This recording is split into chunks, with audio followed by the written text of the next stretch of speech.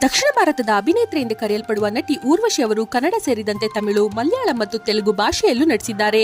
1980ರಲ್ಲಿ ಬಾಲನಟಿಯಾಗಿ ಕಾಲಿಟ್ಟ ನಟಿ ಊರ್ವಶಿ 1984ರಲ್ಲಿ ತೆರೆಕಂಡ ಶ್ರಾವಣ ಬಂತು ಎಂಬ ಕನ್ನಡ ಸಿನಿಮಾದಿಂದ ಅದ್ಭುತ ಯಶಸ್ಸನ್ನು ಕಾಣ್ತಾರೆ. ನಂತರ ಕ್ರೇಜಿ ಸ್ಟಾರ್ ರವಿಚಂದ್ರನ್ ಅವರೊಂದಿಗೆ ನಾನು ನನ್ನ ಹೆಂಡತಿ ಚಿತ್ರದಿಂದ ತುಂಬಾ ಫೇಮಸ್ ಕೂಡ ಆಗ್ತಾರೆ.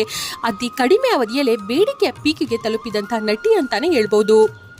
ಇನ್ನು ಈಕೆ 2000ನೇ ಇಸ್ವಿಯಲ್ಲಿ ಮನೋಜ್ ಕೆ ಜಯನ್ ಎಂಬುವರನ್ನ ಮದುವೆ ಆಗ್ತಾರೆ. ಈ ದಂಪತಿಗೆ ತೇಜಲಕ್ಷ್ಮಿ ಜಯಂತಿ ಅನ್ನೋ ಮಗಳು ಕೂಡ ಜನಿಸ್ತಾರೆ. ಆದ್ರೆ ಈ ದಾಂಪತ್ಯ ಜಾಸ್ತಿ ದಿನ ಉಳಿಯೋದಿಲ್ಲ. ಕೇವಲ 8 ವರ್ಷಕ್ಕೆ ವಿಚ್ಛೇದನವನ್ನು ಪಡ್ಕೊಳ್ತಾರೆ. ಈ ವಿಚ್ಛೇದನಕ್ಕೆ ಇವರ ಪತಿ ನೀಡೋ ಕಾರಣ ಏನಂದ್ರೆ ಊರ್ವಶಿ ಅವರು ಅತಿಯಾದ ಕುಡಿತದ ಚಟಕ್ಕೆ ಅಡಿಕ್ಟ್ ಆಗಿದ್ದಾರೆ ಎಂದು.